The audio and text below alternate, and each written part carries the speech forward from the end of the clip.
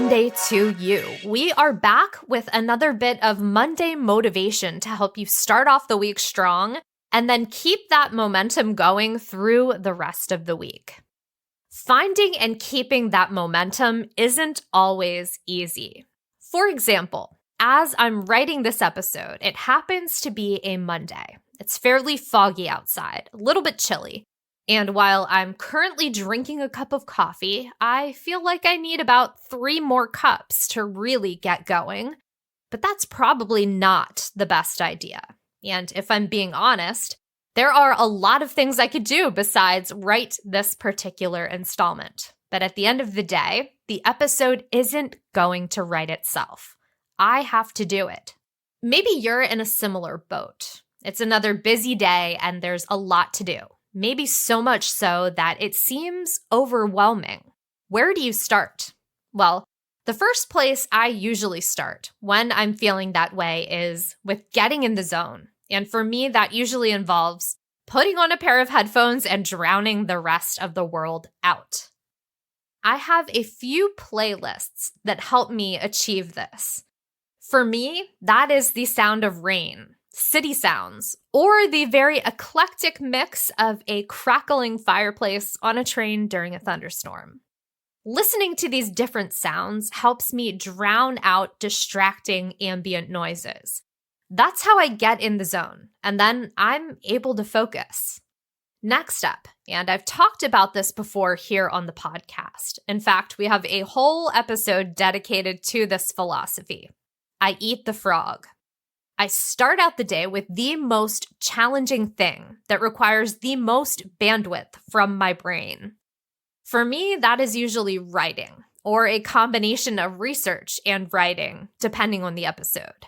Maybe for you, it's making your way through the emails and voicemails that came in overnight.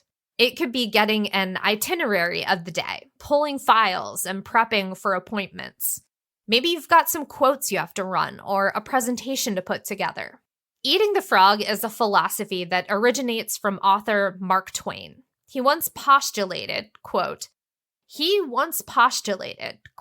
if it's your job to eat a frog, it's best to do it first thing in the morning. And if it's your job to eat 2 frogs, it's best to eat the biggest one first, end quote.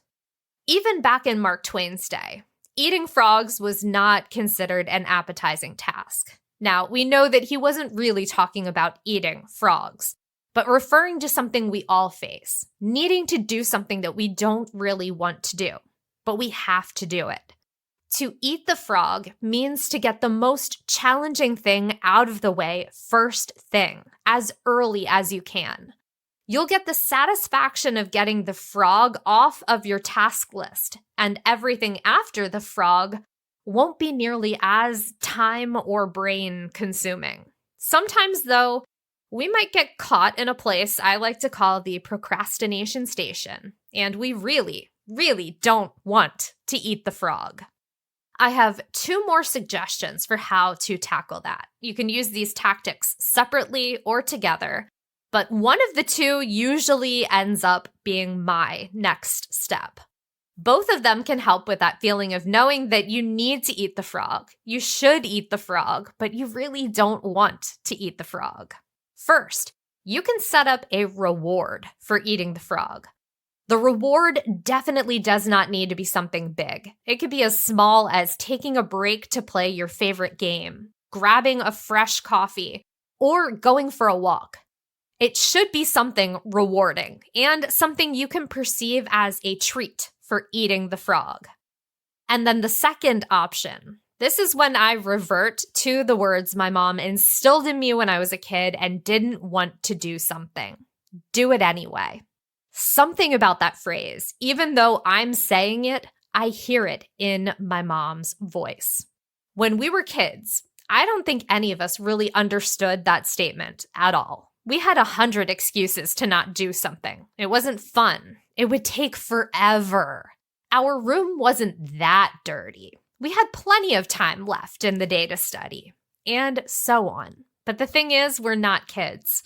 Sometimes we have to remember that, put on the adult pants, and get stuff done. As previously stated, this episode wasn't going to write itself, but now that I've been working on it, I'm over 1,000 words in, and we are almost at the end. Almost.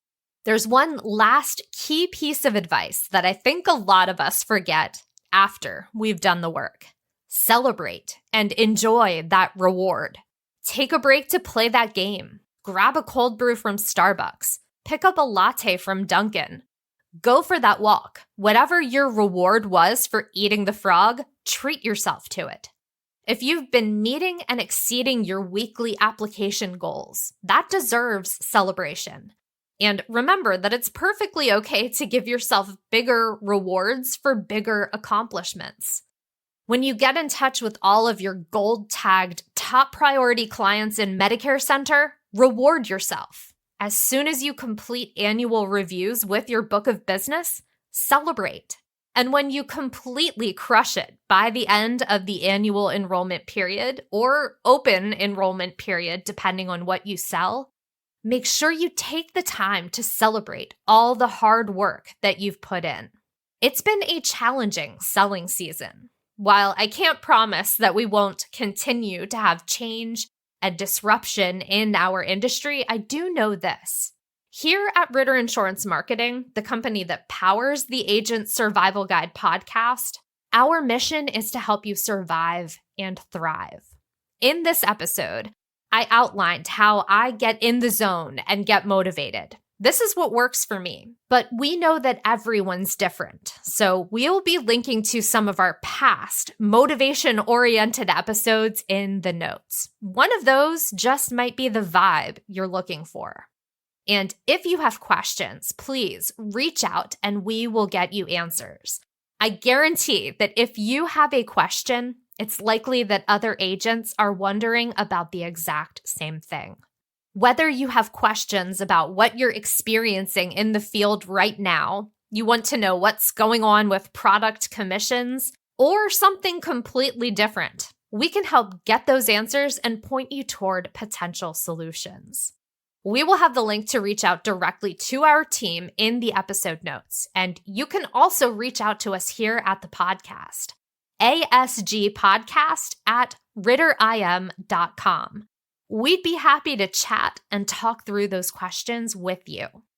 This week, as you're getting in the zone, eat the frog, even when you don't want to, but make sure you're rewarding yourself as you go, and make sure you're celebrating the success you find along the way. Have a great week, and thanks for listening. The Agent Survival Guide podcast is a production of Ritter Insurance Marketing, an integrity company. This episode was written and produced by me, Sarah Ruppel. Script editing by Tina Lamoureux. Podcast design by Urban Rivera. Artwork by Vivian Zhao. Follow along with our show wherever you like to listen. Rate and review our show on Apple or Spotify.